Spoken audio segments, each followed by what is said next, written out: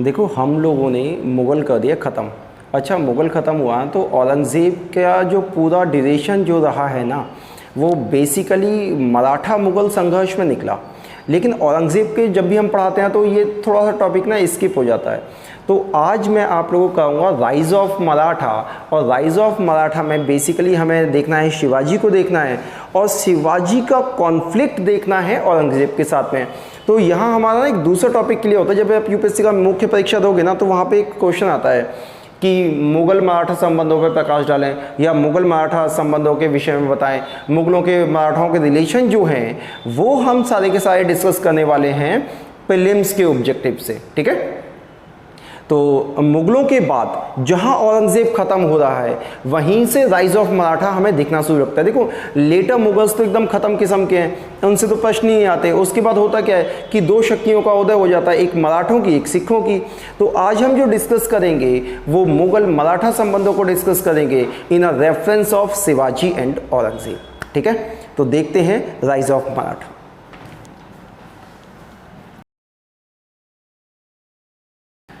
मराठों के उदय को देखो हम सबसे पहले कहाँ से देखेंगे, हम देखेंगे बर्थ ऑफ शिवाजी के साथ। तो हम क्या देखते हैं कि एक व्यक्ति है शिवाजी। शिवाजी का बर्थ होता है 1627 में। शिवाजी का बर्थ कब होता है? 1627 में। एक फोर्ट है शिवनेरी,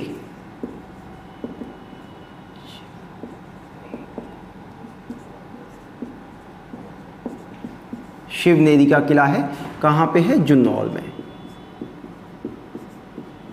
और ये कहाँ है? ये है महाराष्ट्र में। ये कहाँ पे है? महाराष्ट्र में, जुन्नौर।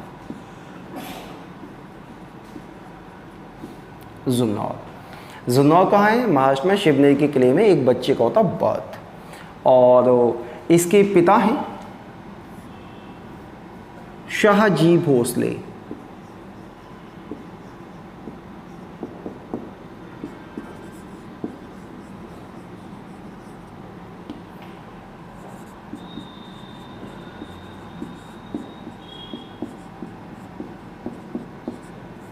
माता हैं जीजाबाई।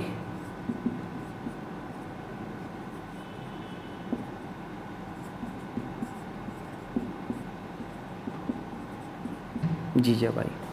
अच्छा, इनके एक दादाजी का भी रोल इम्पोर्टेंट है, उनको भी देख लेते हैं। उस बंदे का नाम है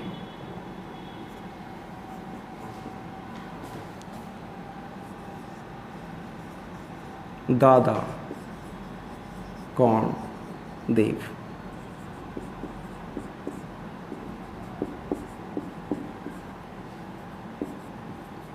ठीक है, अब होती है कहानी शुरू। एक बालक है जो पैदा होता है, उसका नाम रखते हैं शिवाजी। शिवनेरी के किले में बर्थ होता है, और ये जुन्नौर महाराष्ट्र में है। इसके पिताजी हैं शाहजी भोसले, माता हैं जीजाबाई। ये जो हैं देवगिरी के यादव वंश से हैं।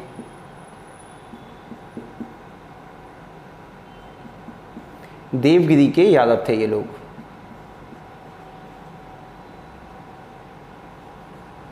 ठीक है। शाहजी भोसले पिताजी हैं, दादाजी कौंडदेव हैं।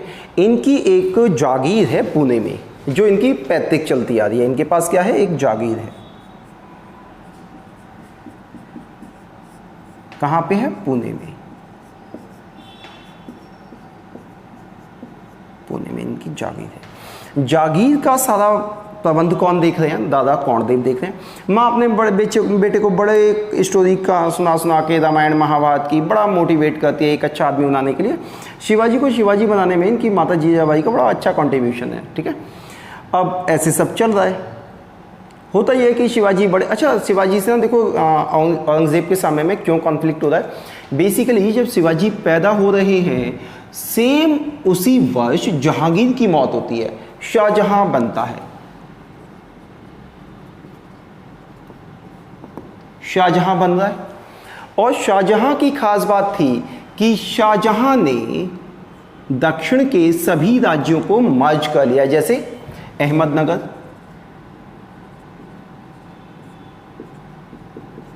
बीजापुर, गोलकुंडा,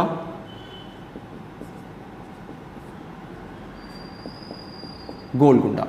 अच्छा, दक्षिण के सभी राज्यों को जीतने में कामयाबी किसे मिली है? शाहजहां को। ना तो जहांगीर जीत पाया, ना ही उससे पहले अकबर जीत पाया। तो इस समय दक्षिण की कंडीशन क्या है जब ये पैदा हो रहे हैं? शाहजहां रूल कर रहा है, अहमदनगर, बीजापुर, गोलकुंडा सारा का सारा शाहजहां के नियंत्रण में, यानी मुगल दरबार के नियंत्रण में। शाहजहां का भी ड्यूरेशन समझ लो,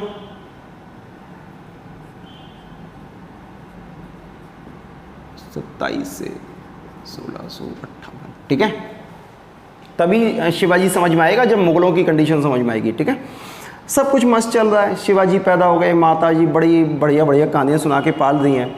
और अब हम क्या देखते हैं कि बात है 1637 में हम क्या देखते हैं कि उनके दादाजी कौंडदेव शिवाजी को अपनी जागीर का प्रबंधन करने के लिए पूना में उनके हाथों में सौंप देते हैं। तो 1643 का वर्ष क्या हो जाता है? महत्वपूर्ण हो जाता है। अब देखो होता क्या है, 1637 में इस बच्चे की एज कितनी है? 10 साल। अप्रॉक्स 10 साल का बच्चा अब पुणे की जागीर के मैनेजमेंट के लिए उपलब्ध है, ठीक। अब देखो क्या होता है, 1643 की बात है, 1643 की, लगभग ये बच्चा हो गया 13 साल, 13 नहीं 10 साल और 6 साल, 16 साल का ये बालक हो गया है। और ये बालक अब बीजापुर के ही एक किले पे अधिकार कर लेता है। इसका मतलब कि जिस राज्य में इसके पिता जागीरदार हैं, ये उसी राज्य पे हमला करता है और वहां का एक किला कैप्चर कर लेता है। चलो अच्छी बात है। तो पहली victory made against the Bijapur by Shivaji. 16 साल से ही ये युद्धों के प्रोसेस में लग जाते हैं। अब देखो क्या होता है, इसके बाद ये लगातार बीजापुर पे अलग अलग जगहों पे क्या कर रहे हैं? हमले कर रहे हैं। इनकी इन सब हरकतों को देखते हुए इनके पिताजी शाहजी को ना बीजापुर के दरबार से निकाल देते हैं, क्योंकि ये जागीरदार है, बीजापुर की रियासत में रहेंगे। इनके पिताजी को वहां से निकाल दिया जाता है इनके बेटे के चाल चलन को देखते हुए। यहाँ तो बेटे की वजह से बाप की नौकरी चली गई, ठीक। अब देखो क्या होता है, और अब क्योंकि बीजापुर में इन्होंने आतंक काट दिया है, तो बीजापुर के ही एक बहुत प्रोमिनेंट कमांडर हैं जिनका नाम है अफजल, ठीक। अच्छा देखो क्रम देखो, 1637 में जागीर का प्रबंधन किया, 1647 में बीजापुर के एक किले पर अधिकार कर लिया। और हम क्या देखते हैं कि 1647 में 1600 से अच्छा ये सारे काम कर देते ये इनके निर्देशन में। 1647 में इनके दादाजी की मौत हो जाती है, मृत्यु हो गई किसकी? कौंडदेव की। और अब सेल्फ डिसीजन लेने के लिए तैयार हैं शिवाजी, यानी कि अब पूना की जागीर किसको मिल गई? शिवाजी को मिल गई। और अब सारे निर्णय कौन लेगा? ये लेंगे। और अब ये एग्रेसिव तरीके से बीजापुर के बहुत सारे किलों पे कब्जे कर लेते हैं। अच्छा ये गुरिल्ला वॉर करते हैं, एक किले पे हमला किया, उसको कैप्चर किया। अब किले के ना आसपास 10-20 गांव का राजस्व इकट्ठा होता है, तो धीरे धीरे ये अपनी स्थिति क्या करते हैं? मजबूत करते हैं। और अब बीजापुर का एक कमांडर है जिसका नाम है अफजल। अफजल को भेजा जाता है शिवाजी के विरुद्ध। अफजल एक 6 फुट का लंबा चौड़ा आदमी है।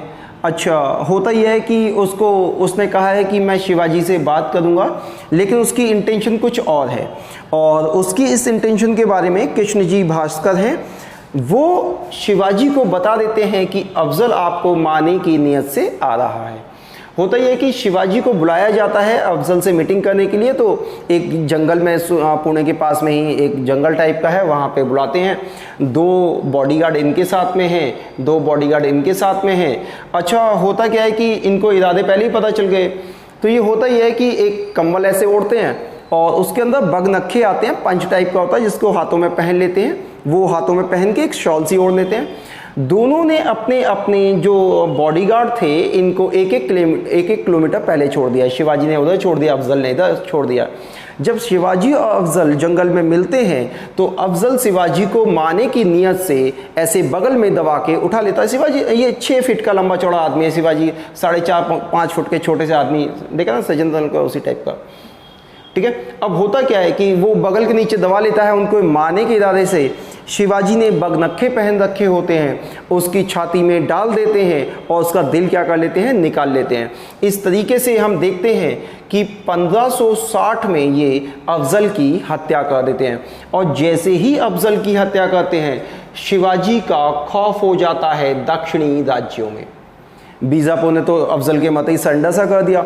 बीजापुर किसके पास है, मुगल सल्तनत के पास में। और अब 1660 में, 1600 ये ना, 1660 में, अब 1660 में शाहजहां हट चुका है और अब 1660 में हम क्या दिखते हैं, औरंगजेब सत्ता में आ चुका है। तो अब यहां से औरंगजेब के साथ में शिवाजी का डायरेक्ट कॉन्फ्लिक्ट स्टार्ट होने वाला है। और शाहजहां के समय तक बीजापुर के साथ संघर्ष कर रहे हैं। बीजापुर एक अननोन पर्सनैलिटी है, तो लुटेरे की तरीके से ट्रीट करता है। लेकिन जैसे ही अफजल की हत्या होती है तो अब ये मामला कौन देखेगा, ये मामला सीधा का सीधा मुगलिया सल्तनत देखेगी। और मुगलिया सल्तनत में देखेगा कौन, औरंगजेब। तो होता भी वही है। देखो क्या होता है। अफजल की मौत के बाद वाकया है 1660 का। 1660 में हम क्या देखते हैं कि औरंगजेब आ चुका है। औरंगजेब का ड्यूरेशन देख लो, 1658 से 1707। पहले इसका कॉन्फ्लिक्ट, पहले शिवाजी का कॉन्फ्लिक्ट शाहजहां के समय में बीजापुर से होता था। अब 58 में कौन आ गया, औरंगजेब आ गया है। औरंगजेब आ गया है तो औरंगजेब, अच्छा देखो बीजापुर ने तो इसके मत ही सरेंडर कर दिया। अब सीधा का सीधा काम कौन देख रहा है, औरंगजेब देख रहा है। औरंगजेब के एक मामा हैं जिनका नाम है शाइस्ता खान।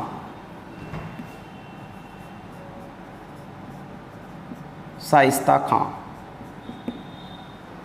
औरंगजेब क्या करता है, शाइस्ता खान को दक्षिण का सूबेदार बना के शिवाजी के विरुद्ध भेज देता है।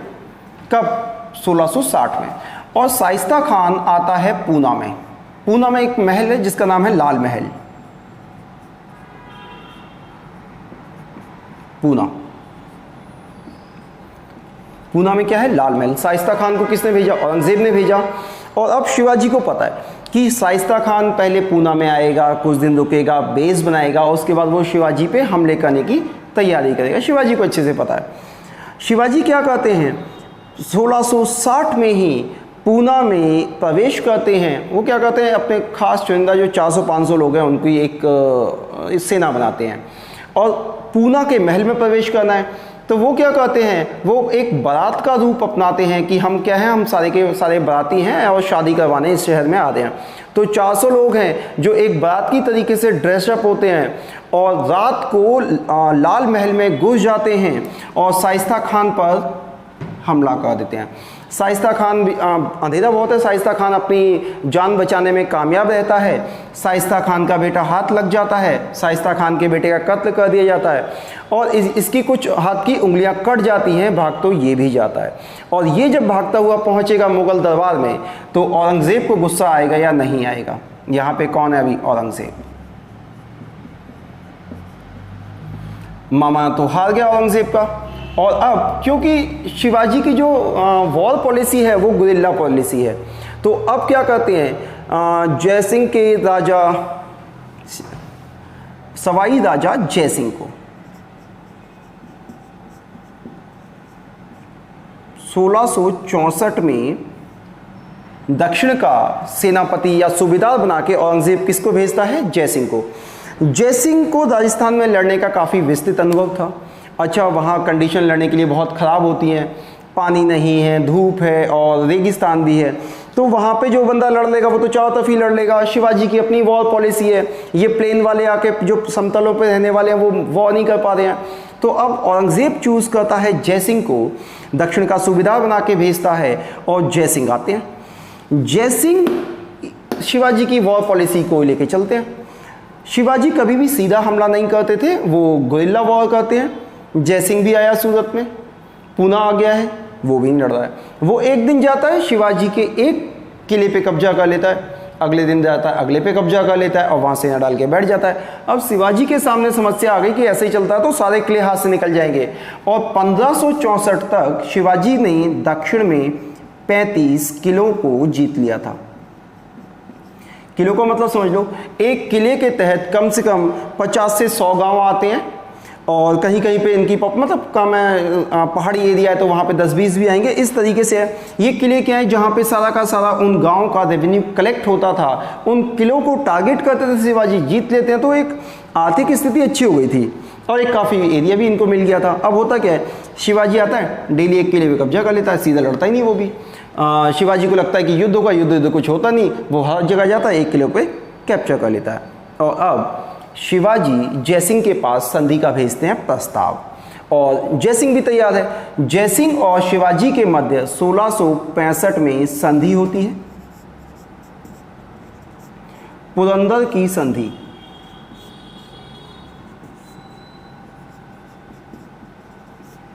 यूपीएससी से लेके एसएससी तक, पीसीएस तक शिवाजी से प्रश्न आ रहे हैं तो वो पुरंदर की संधि से प्रश्न आते हैं। शिवाजी मतलब क्या है, शिवाजी से जितने भी प्रश्न हैं वो सारे के सारे पुरंदर की संधि से प्रश्न हैं। अब पुरंदर की संधि होती है, पुरंदर की संधि में क्या होता है, बॉस कौन है, बॉस तो शिवाजी है, तो अपने हिसाब से काम करेगा। वो शिवाजी से 35 में से 23 किले ले लेता है, मतलब लगभग साम्राज्य तो छिन गया, बचे ही कितने, अब बचे हैं इनके पास में लगभग 12 किले, मतलब 50% से ज़्यादा क्या हो गया, रेवेन्यू का लॉस हो गया। शिवाजी ने मान लिया, मानेंगे नहीं तो ऑप्शन ही क्या, सारी छीन लेगा। सेकंड, 35 में से 23 किले शिवाजी को देने पड़े। अगली चीज़, शिवाजी को औरंगजेब के दरबार में जाना है, मुगल दरबार में आगरे में जाना है, वहाँ हाजिरी लगानी है। शिवाजी वो भी बात मान लेते हैं, मानेंगे नहीं तो करेंगे क्या। और अब पुरंदर की संधि के बाद शिवाजी आगरे में जाते हैं औरंगजेब से मिलने। अब वो या मुगलिया सल्तनत का सुल्तान है, हल्का आदमी थोड़ी है, और शिवाजी की उस समय वैल्यू भी कुछ नहीं थी, एक युद्धमार लुटेरे की तरीके से इनको देखा जाता है। राजा की ना तो उपाधि ली, ना ही साम्राज्य था, छोटे छोटे से एरिया हैं। तो ये पीछे दरबार में खड़े हुए, भाई वहाँ तो कार्यवाही चल रही है, औरंगजेब तवज्जो नहीं देता, देगा भी क्यों भाई, इतने बड़े तो आदमी है नहीं कि तवज्जो मिले। अब होता क्या है कि इनको बड़ा अपमानित महसूस होता है, होना भी चाहिए, आत्मसम्मानी व्यक्ति हैं। होता यह है कि ये वहाँ से निकल के जाने लगते हैं, औरंगजेब के सैनिक देख लेते हैं, औरंगजेब को बोलते हैं, औरंगजेब बोलता है बंदी बनाओ। शिवाजी को बंदी बना के जयपुर के किले में कैद कर दिया जाता है। और हम क्या देखते हैं कि वहीं पर एक दिन फंक्शन है, और उस फंक्शन का लाभ उठाते हुए शिवाजी एक फूलों की टोकरी में उस फूलों की टोकरी में बैठ के वहाँ से बच निकलते हैं, वापस पुणे आते हैं। फिर से सूरत लूटा जाता है, सूरत लूटा 1674 में, और फिर ये अपना राज्य अभिषेक कराते हैं, और तब ये राजा की उपाधि लेते हैं। और 1680 में इनकी क्या हो जाती है, मौत हो जाती है। और जो इन्होंने उपाधि ली वो हिंदू धर्म उद्धारक के नाम से क्या किया, इन्होंने अपनी उपाधि ली है, और 1680 में इनकी क्या हो जाती है, मौत हो जाती है। तो ये तो कहानी है शिवाजी की। अब इससे कैसे प्रश्न आते हैं वो हम लोग देख लेते हैं। बेसिकली देखो, कुछ प्रश्न तो यही हो गए, पिता का नाम, माता का नाम, कौन सी इनके पास जागीर थी, अफजल को कब हराया, शाइस्ता खां को कब हराया, पुरंदर की संधि तो बेहद ही इंपॉर्टेंट है। फिर बचे कुछ प्रश्न इनके देख लेते हैं, इनका एक बात देख लें। तो शिवाजी के क्या कहते हैं, अब हम क्वेश्चन देख लेते हैं। देखो शिवाजी से प्रश्न क्या क्या बन सकते हैं, ये बहुत इंपॉर्टेंट प्रश्न है। Shivaji got a title of Chhatrapati Hindu धर्म उद्धारक, ठीक है। और ये कब लिया, जब उन्होंने रायगढ़ में अपना राज्य अभिषेक करवाया था 1674 में, ठीक है। 1674 में उन्होंने अपना राज्य अभिषेक करवाया। तो during the period of coronation, राज्य अभिषेक लिख देता हूँ, राज्याभिषेक हुआ 1674 में, और इन्होंने राजधानी बनाया रायगढ़ को, रायगढ़। ध्यान रखना, ये प्रश्न बहुत वेरी इंपॉर्टेंट है। आपसे पूछ लेगा कि शिवाजी की राजधानी कौन सी थी, तो शिवाजी ने अपना राज्याभिषेक करवाया है, कॉरोनेशन, इसको क्या बोलते हैं, कॉरोनेशन, राज्याभिषेक को। कॉरोनेशन कब हुआ, 1674 में हुआ। इनकी राजधानी क्या थी, रायगढ़ थी। और इनसे क्या क्या प्रश्न बन सकते हैं वो देख लो। शिवाजी ने अफजल को कब किल्ड किया, 1615 1659-60 में बीजापुर का सेनापति था। फिर शाइस्ता खान को औरंगज़ेब ने भेजा जो कि मुग़ल सेनापति था, इसको कब हरा दिया? 1660 में। फिर 1664 में शिवाजी ने सूरत को लूटा है। उसके बाद दूसरी बार 1670 में लूटा। ऐसा है, शिवाजी के पास जब भी पैसे की कमी होती थी ना तो वो सूरत को लूट लेते हैं। वहाँ पे बड़े सारे व्यवसायी घूम रहे हैं, कारीगर घूम रहे हैं, तो लूट लिया सबको, पैसे की ज़रूरत है, ठीक है। तो दो बार सूरत को लूटा, आपसे पूछ लेते हैं 1664 और 1670 में। फिर औरंगज़ेब ने जयसिंह को भेजा। जयसिंह ने शिवाजी को सरेंडर कराने में कामयाब रहा और ये संधि आपको इतिहास में बहुत पूछी जाती है, चाहे यूपीएससी हो, एसएससी हो, सब जगह ये संधि आती है। किस किस के बीच में हुई? जयसिंह और शिवाजी के बीच में। जयसिंह कौन है? औरंगज़ेब का कमांडर है। अब देखो, इनके पास में 23 किले हैं। 23 में से किले कितने देने पड़े? 35 में से 23 किले मुग़लों को देने पड़े, मुग़लों को दिए। बात समझ में आ गई? बहुत इंपॉर्टेंट है, कई बार पूछा गया है। दूसरा, संभाजी को मनसबदारी मिली। मनसबदार बनाया किसने? जयसिंह ने उनको कहा कि आपके बेटे को हम मनसबदार बना देंगे, आप ये सारी चीज़ें करना छोड़ दोगे। तो होता क्या है कि कितने का मनसब मिला? 5000 का। किसने दिया? औरंगज़ेब ने मनसबदारी दी।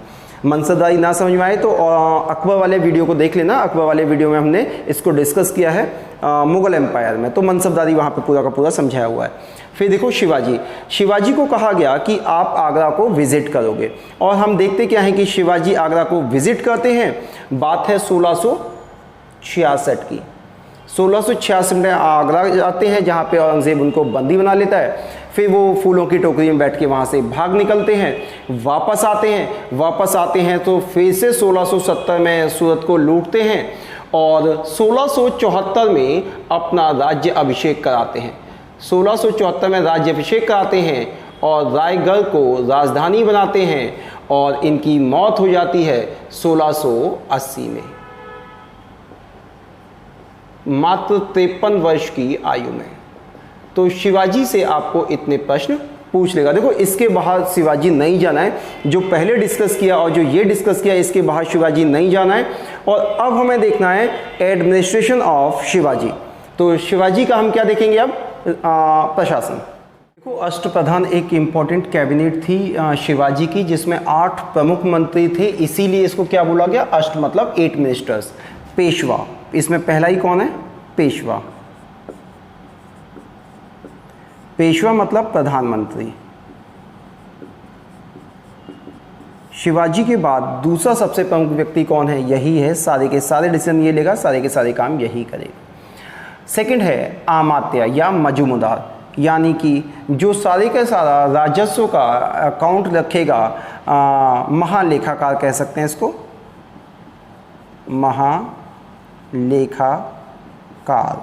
महालेखाकार हो गया, ठीक है।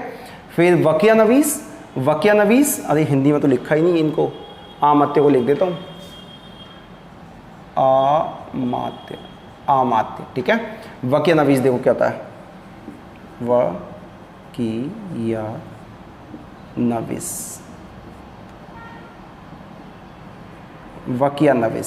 वकिया नवीस क्या होता है? गुप्तचर, या जो हरकारा जिसे बोलते हैं, हरकारा, यानी जो डाक इधर से उधर लेके जा रहा है, हरकारा, राजा के लिए संदेश, वो वकिया नवीस होता है। तो एक देखो, वकिया नवीस ये 1 हो गया, ये 2 हो गए, वकिया नवीस 3 हो गया। वकिया नवीस क्या हो गया? गुप्तचर।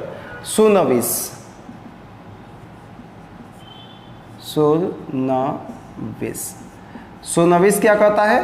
पत्राचार, यानी कि चिट्ठियों को इधर उधर ले जाना, पत्राचार। एक राज्य से दूसरे राज्य में संदेश वगैरह ले जाने का काम किसका है? सुनविस का। और ये हो गए नंबर 4।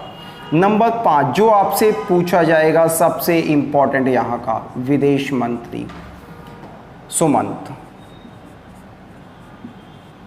या दवेद, ये आपसे पूछा जाता है। और ये कौन है? विदेश मंत्री।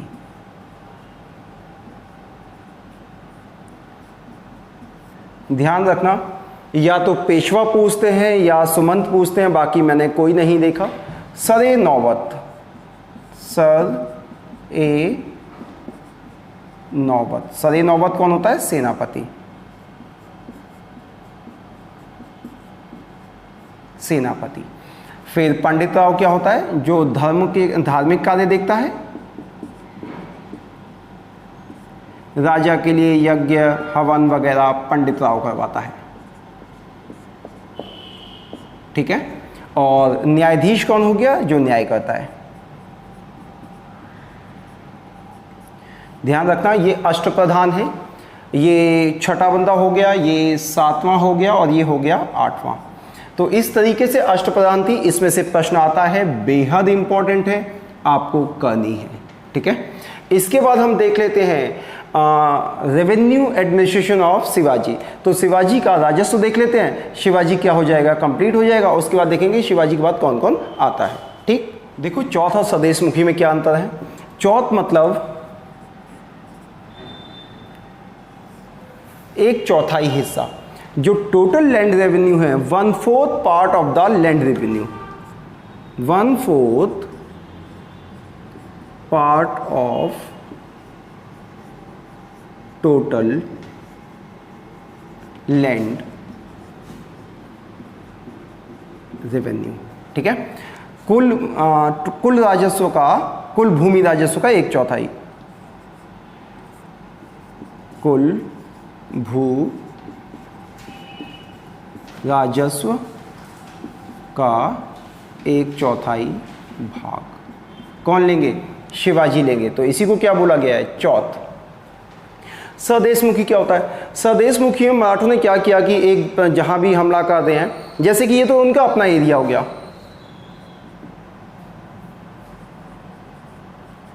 ओन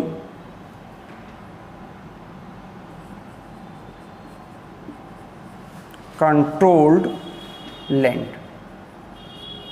यानी ओन कंट्रोल लैंड, या जो उनके प्रत्यक्ष शासन में था, प्रत्यक्ष शासन क्षेत्र से, जहां उनका सीधा प्रशासन है, वहां से क्या वसूल करते हैं? चौथ। अब जैसे उन्होंने कहीं हमला किया, जैसे कि मान लो सिंधिया ही हैं, सिंधियाओं ने एक बार कर दिया उड़ीसा पे हमला, उड़ीसा पे हमला किया, बोला स्वदेशमुखी दो। अच्छा, अगर आप अपने को सही सलामत रखना चाहते हो, इन्होंने क्या किया था कि पूरे एरिया को, उधर के एरिया को मराठवाड़ा घोषित कर दिया। इसका मतलब है कि वो आपको वहाँ पे रहना है तो इनको एक प्रकार का टैक्स देना है, जैसे स्वदेशमुखी का आ गया। स्वदेशमुखी क्या है? 1/, टोटल लैंड रेवेन्यू का 1/10 भाग था, जहाँ पे इनका प्रत्यक्ष नियंत्रण नहीं है लेकिन इनका दबदबा है। उस क्षेत्र से क्या लेंगे? स्वदेशमुखी, यानी सामने वाले राजा को अपने पद पे रहना है, ये शक्तिशाली है, तो वहाँ से उस राज्य से क्या वसूलेंगे?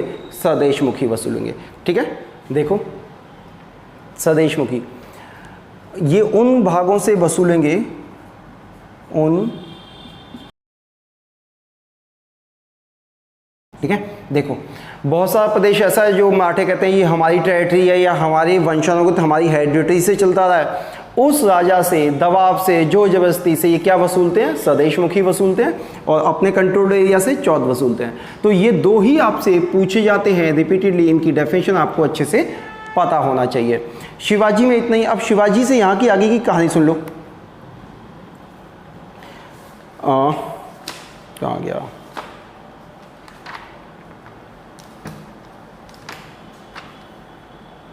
हाँ, शिवाजी की ना आगे की कहानी सुन लो ताकि आपको लिंक पता है, फिर आगे हमें पढ़ना क्या। देखो होता क्या है, होता ये है इनकी मौत हो जाती है। इनकी मौत के बाद हम क्या देखते हैं? शिवाजी की मौत कब हो गई? शिवाजी की मौत हो गई 1680 में। 1680 में शिवाजी का बेटा है संभाजी। संभाजी क्या बनता है? राजा बन जाता है। संभाजी क्या बन गया? राजा बन गया 1680 में। देखो इसके साथ क्या होता है, 1680 में राजा बन गया। 1689 में क्या होता है? औरंगजेब का बेटा है अकबर, जो कि विद्रोह कर देता है। वो भागता हुआ इसके पास में आता है। इसे लगता है कि ये मेरे पास में अच्छा अवसर है मुगलों में फूट डलवाने के लिए, और इसको भी लगता है कि औरंगजेब के बाद राजा तो यही बनेगा, तो इसे लगता है कि अभी इसकी मदद कर देते हैं, बाद में हमें फ़ायदा हो जाएगा। लेकिन होता ये है कि ये अपनी राजधानी रायगढ़ में है, और होता ये है कि रायगढ़ के बाद इन्होंने एक राजधानी जिंजी बनाई, जिंजी महाराष्ट्र में है। अच्छा, ये अकबर को आश्रय दे देता है, पीछे से ढूंढता हुआ औरंगजेब आ जाता है। औरंगजेब अकबर जो कि उसका बेटा था, अकबर और इन दोनों को बंदी बना लेता है और कहाँ ले जाता है, आगरा ले जाता है। संभाजी के साथ में ही एक व्यक्ति और है, कलश, इसकी भी कहानी बाद में आएगी। कलश इसका मंत्री है, इसको भी बंदी बना लेता है। और इस तरीके से हम देखते हैं कि शिवाजी के बाद कौन राजा बना, संभाजी राजा बना। तो अब हमें पढ़ना क्या है, संभाजी, राजाराम, उसके बाद शाहू, ठीक है। तो अब हमें क्या देखना है, संभाजी। कहानी यहां तक पता चल गई।